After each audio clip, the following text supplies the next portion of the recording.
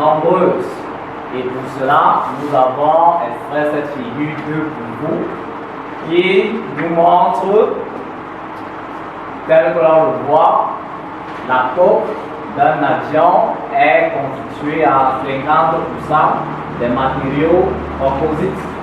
Donc, c'est nous dire la portée de la notion d'homogénéisation.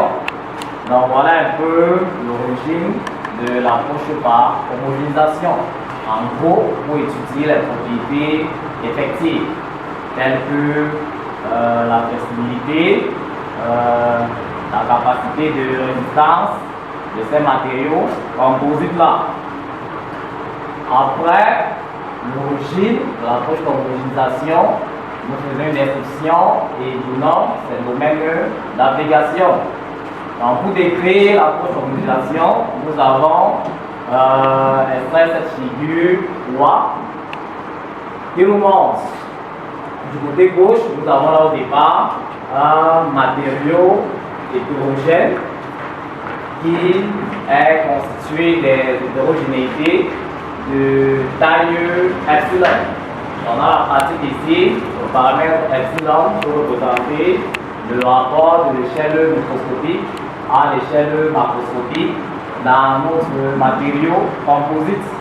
Donc, faire l'homogénéisation, comme l'indique la figure du milieu, c'est faire tendre notre paramètre epsilon vers 0 et obtenir en figure de droite un matériau dit homogénéisé, dans lequel on ne distingue pratiquement plus des hétérogénéités. Donc, du coup, les applications de l'homogénéisation, nous l'avons dit au départ, relèvent de problèmes d'ingénierie, entre autres dans la construction des bâtiments. On peut, par exemple, mettre ensemble des fibres de carbone à du béton pour obtenir à la fin un matériau composite plus robuste. Donc, après l'ingénierie, nous avons des applications en physique avec des phénomènes qui se déroulent en milieu hétérogène. Nous avons ainsi les applications en physique des fluides avec les équations de Navier-Stokes ou en élasticité avec les équations de Maxwell. Dans d'autres domaines d'application de la théorie de l'homogénéisation sont en chimie, en biologie ou dans le corps humain. On peut voir le muscle ou bien l'os comme un matériau composite. Donc voilà un peu la description de ce que l'on entend par homogénéisation. Maintenant, d'un point de vue mathématique, c'est quoi homogénéiser une EDP? Entendez par là équation aux dérivées partielles.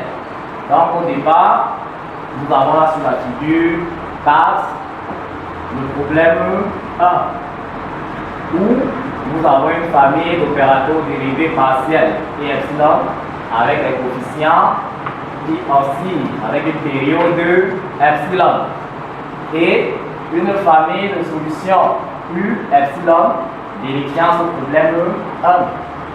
Alors, homogénéiser le problème 1, on vient à faire tendre le paramètre epsilon vers 0 en supposant que la suite de nos solutions U epsilon converge vers une condition U0, convergence dans un sens à préciser.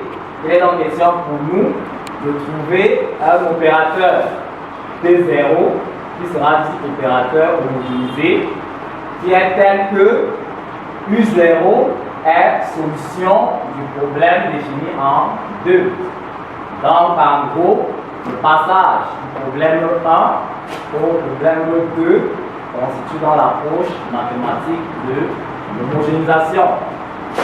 De là, nous déduisons que l'approche par homogénéisation rend ainsi possible le traitement numérique des problèmes faisant intervenir des échelles multiples.